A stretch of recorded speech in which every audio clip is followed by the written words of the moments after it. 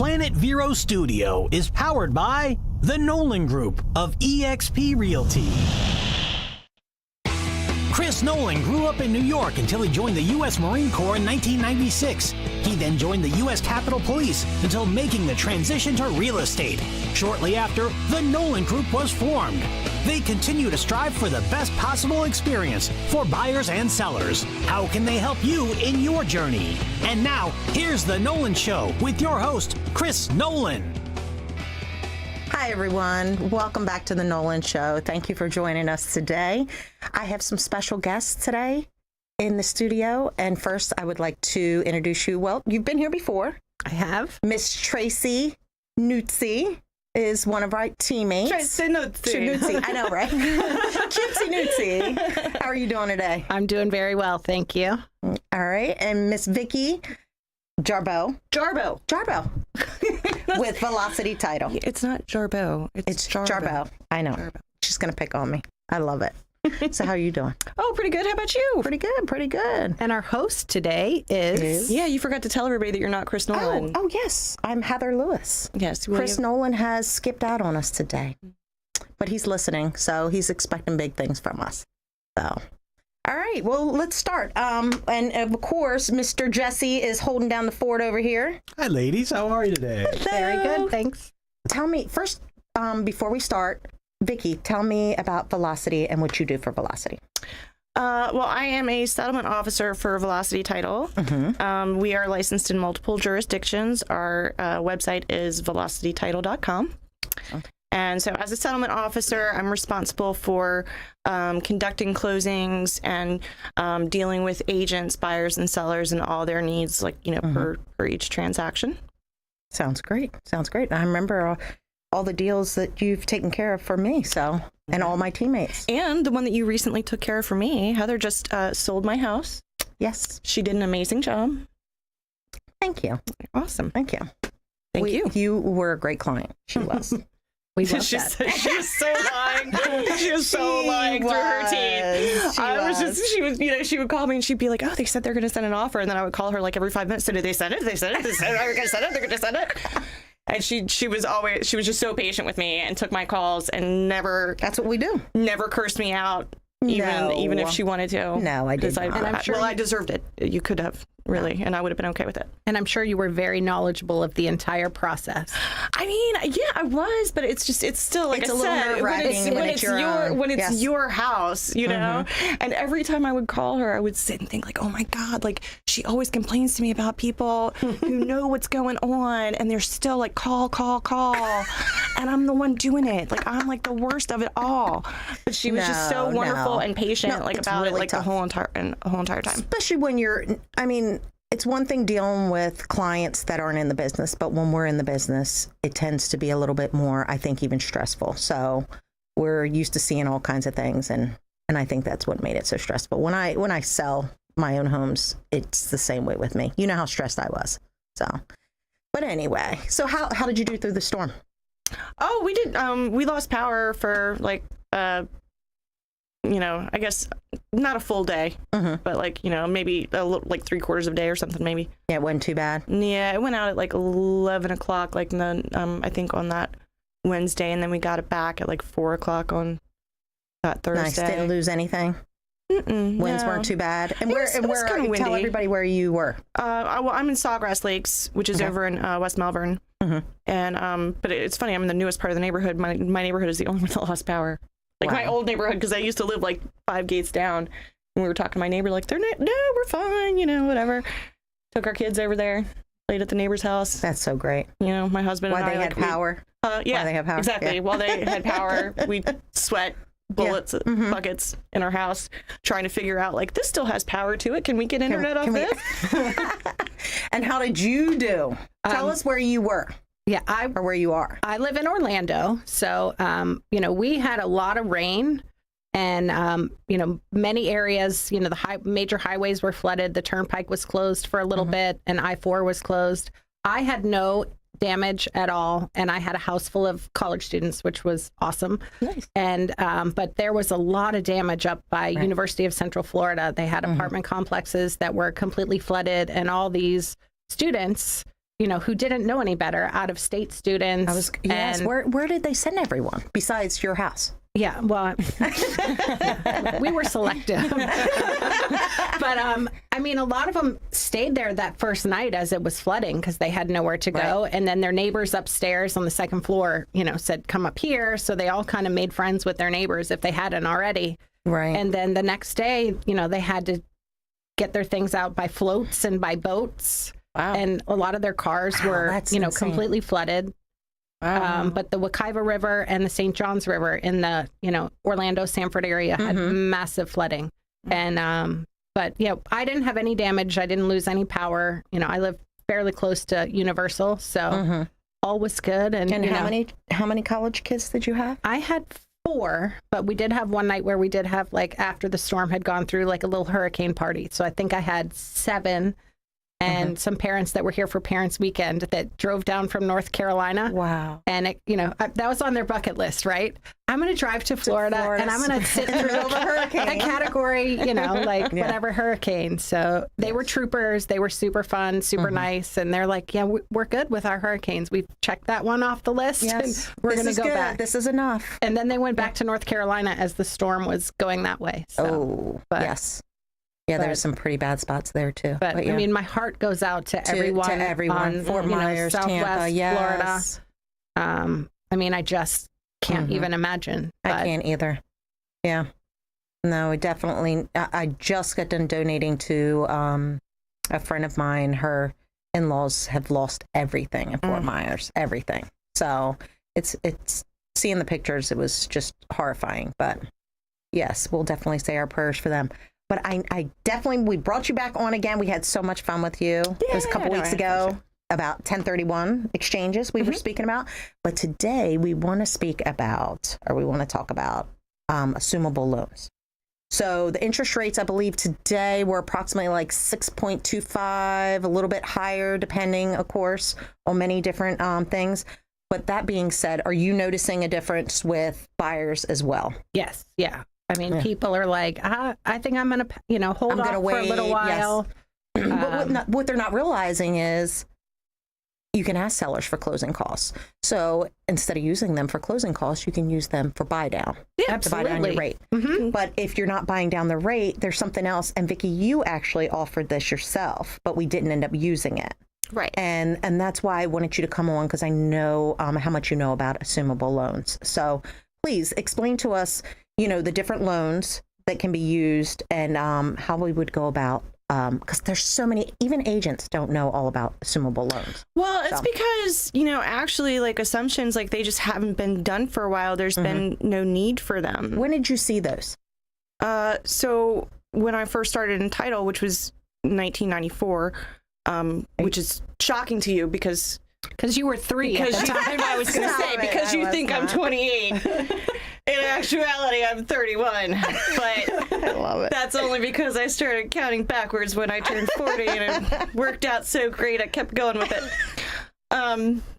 No, so yeah, they kind of stopped right around 2000, 2001. Okay, and that was when the market started to rise and the rates went down and everything like that. But here's what a loan assumption is. So a loan assumption is, say, I would like to buy Tracy's house, and as you say, right now the interest rates are just say 6.25. Yeah, 6.5. A few years ago, interest rates were you could get 3.5. I mean. 15-year, you could get 2.5. I mean, so there were still really low interest rates out there. So I can say, okay, well, I want to buy Tracy's house. And Tracy, you have a VA or an FHA or a USDA loan. And I would like to take over your mortgage. And that's what an assumption is. It's taking over a seller's mortgage. Now, there are a couple caveats to it. You have to qualify. Right. Years ago, back in the 1800s, that's what everybody did. Everybody just assumed loans back in the 1800s, and nobody because you didn't have to qualify back then. Right. Yes. It was just a bank loan or whatever, and it was attached to the property, and that's how it went. But so you still have to qualify. And then there's no down payment requirement, but it's going to end up being... your down payment is really the difference between the sales price and what that So it's not always a situation that's going to work out for everybody. Right. So basically, like say your house is $400,000, you're selling it for $400,000, and you only owe say $200,000, right? And that way you're saying that the buyer can assume your loan for $200,000. Run us through that. Yeah, you can assume, what you do is you go to, the seller goes to whoever their current lender is, whoever's servicing their mortgage, and they say, I have a person who wants to qualify. There's actually guidelines within, as soon as you submit a request for it, whoever your current mortgage servicer is. I know under FHA, it's 45 days. I'm not sure about VA, and I'm not sure about USDA, but I know it's 45 days. Right. So you do want to have a longer contract period as well. Right. Because they've got 45 days to say yay or nay. We're going to do this or we're not going to do it. That is the big one right there, is they definitely take longer, between 45 and 90. Can take a little bit longer. It's going to be it's kind of hard to say because, again, we haven't seen these in a lot of years because there just wasn't really a use for them because the interest rates were just so low. Right. So they've just recently gone up. I mean, they were still really low just even at the beginning of this year. Right. So it's hard to say. I mean, I feel like it's going to take, as with anything, with anything, when lenders are dealing with something newer that they normally don't deal with, it'll take a little while for them to get their stride. Right. And on that note, with it taking a lot longer, I'm so sorry. We'll be right back. We just got to take a quick break, but I definitely want to talk about that because I don't think people realize. I think they can still close in 30 days. But we'll be right back, everyone. We're going to take a short break, and we'll see you right back. Don't leave.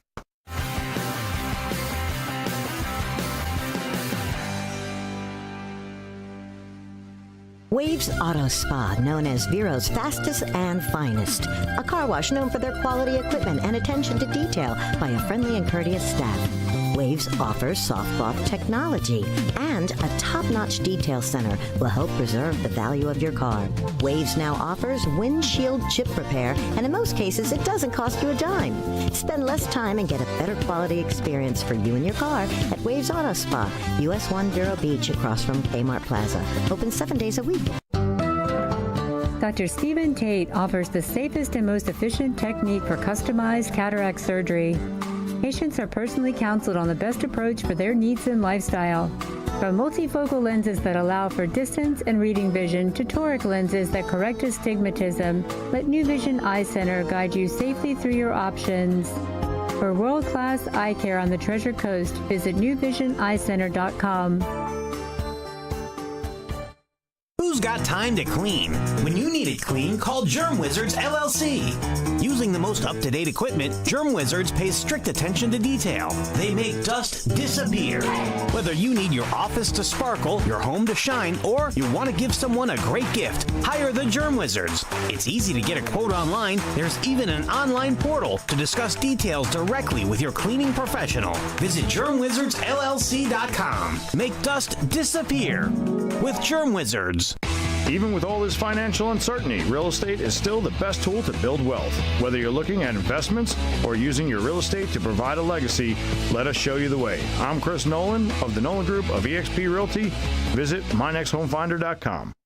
Upgrade your water. Let Affordable Water give you a free, no-obligation quote to replace your equipment. You might even be able to trade in your existing equipment. There's never been a better time to upgrade. Affordable Water. Hi, everyone. Thank you for joining us back here with Tracy Nuetzi. Yes. And I know, I'm always trying to say it, make sure I get it correctly. And Vicki Jarboe. She gets some Jarboe. So, Vicki, we were talking about assumable loans. Yes. And we had just said how they do take longer. Mm-hmm. So never put on a contract that it's only going to take 30 days. So tell us, finish telling us, because I know we had to take a break. Yeah, I mean, I would say 60 is reasonable, because here's the thing too, is that, many times they might not even require an appraisal, depending on how old the loan is and that kind of stuff. So they may not even require that. They might just do what's called a drive-by. Right. Just to make sure that they don't see any, major damage or anything like that.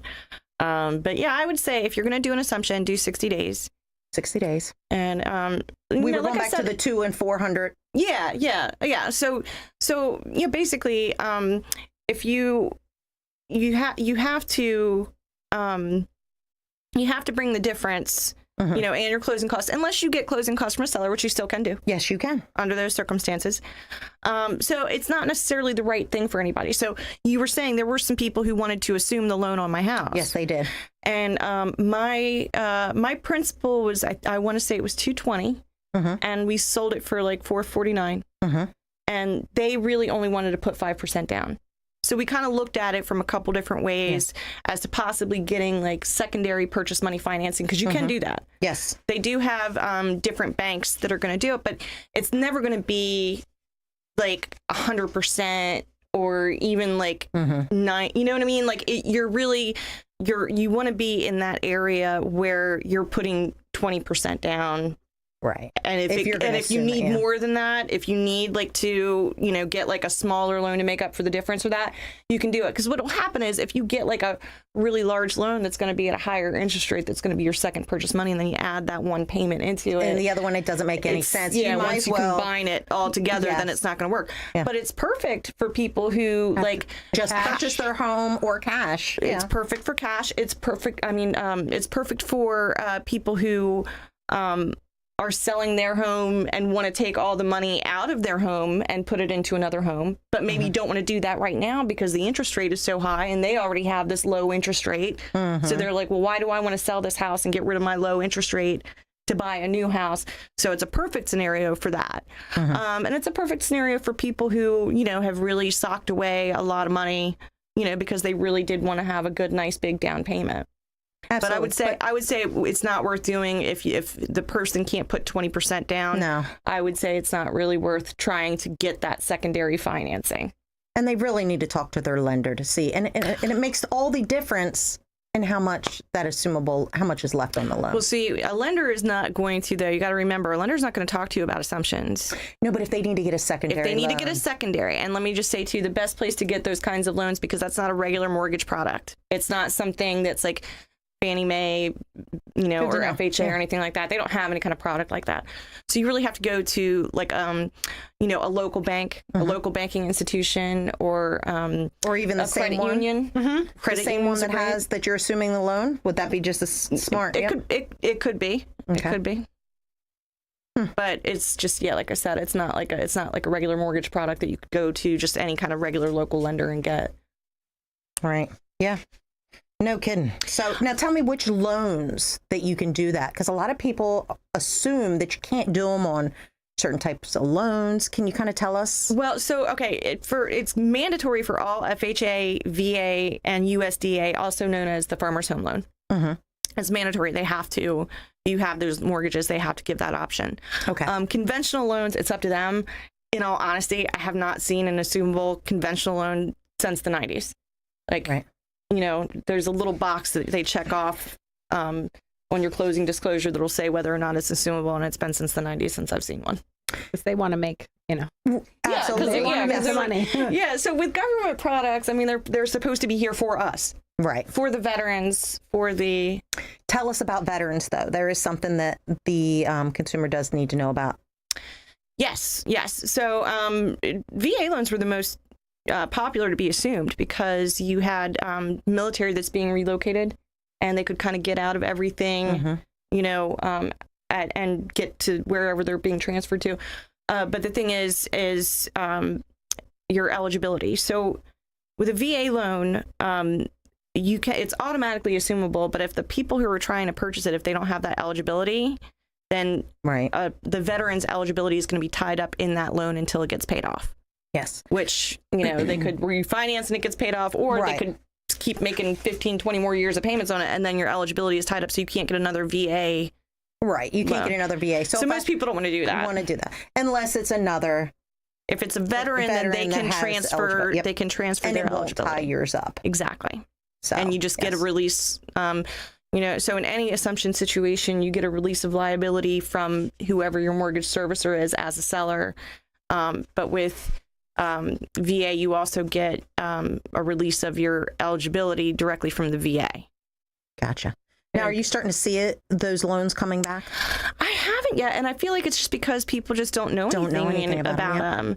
I mean, again, as Tracy said, I started title when I was like 3 years old, so I just have a lot. Yeah, so I mean, most of your home buyers, experience. They don't know, and a lot of agents don't know because we just didn't hear about it. Yeah, because like I said, they were done in the 90s. They really weren't. I mean, the only time that they're really kind of really beneficial is when you have values that have gone up and interest rates that have gone up. And because otherwise, like if you just bought your house like 6 months ago, you still owe that much money in your house. Like you're not going to be able to pay like commissions and things like that to get out of it. So but if you've been in your house for 10 or 15 years, not even that long, really. Yeah. Especially with the rate that, that homes have been appreciating. Yeah. I mean, we bought ours in 2015 for $250,000 and we sold it for $449,000. So, and that, I mean, 2015. So 7 years. Right. Wow. Yeah. Yeah. You did really, really good. Yeah. A few $100,000. Tell me about. Look at you tooting your horn. We did really good. Your realtor did really good for you. Thank you. Tell us about, PMI though, when it comes to assuming. So you can get rid of PMI when it comes to assuming. It should still go by the same schedule that you would have had from the beginning of the loan. So somebody that like maybe an FHA. So FHA is the only one that you're really going to, because like I said, the conventionals, they're really not there. Assumable loans are really not there. So it's actually not PMI. It's really MIP. Okay. And I know it's just so silly. I don't know why they. That's okay. Please. It's all the same, but it's MIP. So with MIP, it used to be that you couldn't get rid of it, then you could, then you couldn't, right? And then now it's when you buy a house and you have, I want to say, you buy FHA or if you refinance FHA and you have like 10% equity in the house, then you can get rid of that PMI. I mean, MIP. MIP. I was going to say you said MIP. And for people who might not know what MIP is, can you explain what that is? Sure. Mortgage insurance. So it's just for conventional, they call it private mortgage insurance, PMI. And for an FHA, they call it mortgage insurance premium, MIP. And that's basically, a lot of people think that it's insurance for your house, and it's not. It's not. It's good question, It's Tracy. a very good question, yeah. It's insurance for the lender. So basically, like if you're, if you put 20% down on a house and you fail to make the first payment on that house, like the lender can go and foreclose on it. They know they're still going to break even on the money because they already had down. They already had all that money in it. Yep. So with FHA, you're putting down 3.5%. So if you fail to make that first payment, then like they're going to be in a bad situation if they try to go foreclose that house. So what they do is the government insures these loans, and that's why they're FHA loans, but they charge a premium, the MIP, that is turned over to the buyer, or borrower rather, and that is part of your monthly payment. So in addition to your homeowner's insurance and your county taxes, you're also going to be paying the MIP. They also charge an upfront MIP in the beginning of a loan to cover most of it so that it doesn't make your payment like that much higher. So FHA, a lot of people don't realize this, that or HUD rather, when they started the FHA loan, they had like the one grant. They never had to put anything back into it for 30 years. I think the first time they had to replenish it was not long ago. Because it paid for itself. Yeah. I mean, they were getting paid these premiums and stuff, and it was manageable. I missed that ship.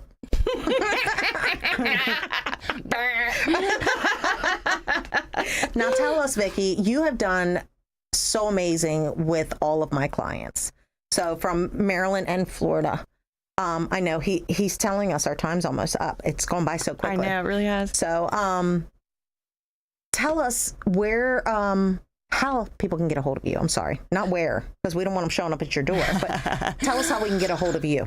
You can get a hold of me at my email, which is Vicki at Velocity Title, VICKI at velocitytitle.com. Also, you can IM me on our website, velocitytitle.com, about Tracy. Yes, and Miss Tracy. Tracy. You can find me here in our new office. You can find my information at the new Nolan Group office here in Vero, Or my, email address is tnuetzi, which is very hard to spell, so I won't even pretend, at thenolangroup.com. Sounds good. Sounds good. And I know we are out of time. I'm sad to say. Thank you so much for coming on the show, both Thanks of you. for having me. And thank you so much, everyone, for watching and listening. Follow us on Facebook and follow us to your new home. Thank you so much.